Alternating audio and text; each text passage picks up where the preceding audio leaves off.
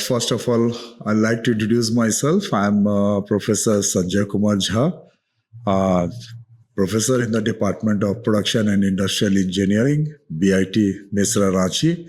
I'm also holding the position of Dean Undergraduate Studies there.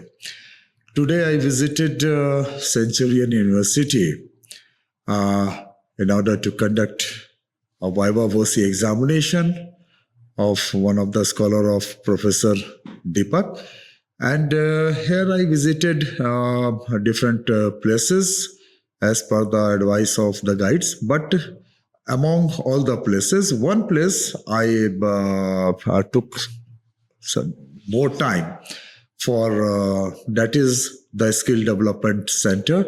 There I saw that this particular university simply focuses on the skill enhancement of the students, and they may participate in the various sectors like in the manufacturing or something else. And this particular Centurion University is basically good for the skill development issues that I'd like to say. Thank you.